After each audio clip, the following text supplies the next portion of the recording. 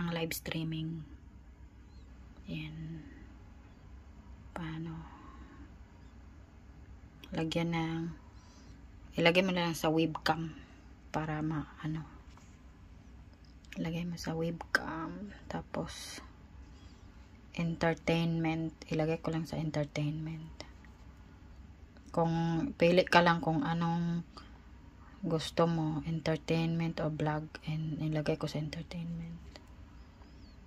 Then lagyan mo ng thumbnail. Ayan, kung may naka-ready ka ng thumbnail na ayan, click mo lang yung photo gallery mo, then click. Mag-download na siya automatic.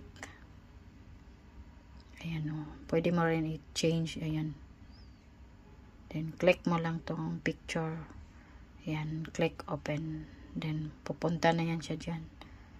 Then playlist. Ayan, nilagay ko Pia Pick and Mix Vlog live stream. Then click next. Then no is not for kids. Then lagay mo, then no, don't restrict my video viewers over 18 only. That's it. Then click next. Then ayan, click mo yung let YouTube insert my roles for your yung YouTube na para balance yung ads. Then click next. Kung mayroon kang ayan, click next na. Then 60 sika, ayan. Wag mo ilagay slow mode kasi mabagal yung live streaming mo. Yan, hayaan mo lang ganyan siya. Pag mayroon kang trailer, ayan, add ka ng trailer dito. Click add. Pag mayroon ka ng video naka-ready, then automatic na siya mag-download. Then set mo yung date. Yung date, ayan. Click ka lang kung anong date ang mo palabas.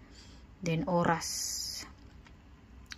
Kung bukas pa, mo lang yung date saka time. Ayan, anong oras na ngayon? Tika ng oras natin. Ano ba oras ngayon? Saan ba yan? Oras, alas 2 na. Alas 2:15. So, ilagay ko lang 30 minutes. Kasi pag i-live mo agad, ilagay mo na lang yung time. Done. Click done. Ayan, nag-process na siya.